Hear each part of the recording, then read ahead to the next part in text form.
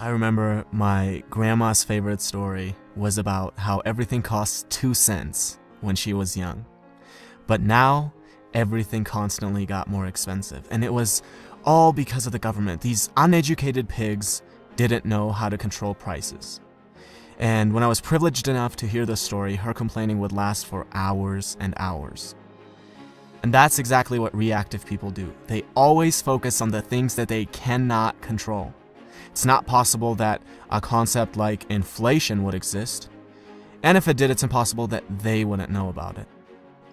On the other hand, proactive people realize, look, even if my complaining were completely objective, it doesn't help me, so I'm going to focus on what I can control. If a proactive person owns a business where he sells a product, instead of focusing on how people these days don't appreciate good products anymore and how the government has horrible regulations, he focuses on how can I improve my product so my customers can't live without it. Do you realize how much responsibility, how much dedication, how much hard work comes along with asking that question? And what do you think our effort minimizing brain is going to pick as default? And that is exactly why most people focus on the things that they cannot control rather than focusing on the things that they can. Habit number 1 is be proactive. Now, imagine you're at a funeral, but this one's different from all the funerals you've ever been to. You're standing over the casket and you see yourself.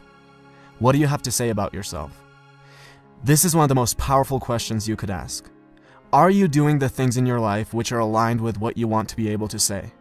Do you want to say that you are a good spouse? If that's the case, how does coming home and instantly being negative towards your spouse affect that? Do you want to be remembered as a person who added value to society? If that's the case, are you doing the things that will allow you to say that, or are you scared of failure and choose comfortable mediocrity instead? Almost every one of us will have to readjust how we live when we ask this question. Habit number 2 is begin with the end in mind. Now, if I were to ask you, what are the most important things to you? The most common answers I would get would be either your well-being or your relationships, your family, your spouse, your children. You would never ever say organizing papers or watching TV.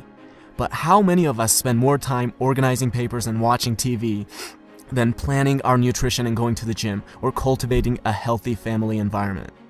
There's a horrible disconnect between what we say and how we actually allocate our time. Habit number 3 is put first things first. Now, imagine you're an author and I'm an author, and we both write interesting books, and we both have access to an audience of about 100,000 people. I read your book and I love it, so I decide to share it with my audience, and as a result, you now have thousands of people buying your book and reading your ideas. You see this and think, who is this guy? Let me take a look at his book. You start reading my book and think I have ideas that are valuable, so you decide to share it with your audience. And as a result, I now have thousands of people buying my book and reading my ideas.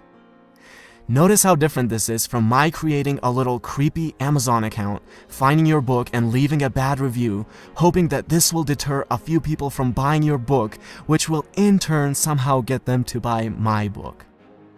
Habit number 4 is think win-win. Stop thinking of everything as a zero-sum game. For you to win, another person does not have to lose. Something I want my viewers to do is to subscribe to my channel. But you will never hear me say, well, I worked really hard, guys. I dedicated so many hours to this. Please subscribe. Look, who cares if I worked hard? Who cares if I've spent days creating this video? The real questions are, does it offer value to you? And why should you dedicate your time to subscribing when you could be doing anything else that you want? Habit number 5 is something that I try to use every single day with every interaction that I have and with every comment that I reply to, and it is this: seek first to understand, then to be understood. Now, imagine there are 2 people and a tree with 5 apples on it. They're both too short to reach the apples, but if one of them sits on the other's shoulders, he can reach all 5 of the apples. This is called synergy. The whole is greater than the sum of its parts. Now, I'll be the first one to admit that you can't achieve this with everyone, but you should always be looking for opportunities to create synergy. With every synergistic opportunity you create, you can gather many more apples than you otherwise would by yourself. Habit number 6 is synergize. A man has been trying to cut down a tree for hours, and after a while his neighbor can't take it anymore, goes over and says, "You know, if you sharpen the saw, you'll be able to cut it down faster." And the man replies, "But sharpening the saw is going to take time." Now, we might laugh at this story, but we do the same thing all the time. We can't find 30 minutes a day, 4 times a week, to go to the gym.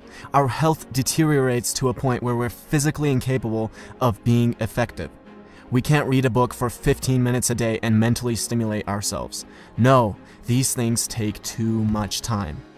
And then we have the audacity to ask for little tips and tricks on how to be effective. It's like telling your engineer, "Don't worry about the foundation, where can we get the magic bricks that will float in the air?" Habit number 7 is sharpen the saw. And these are the 7 habits of highly effective people by Stephen Covey.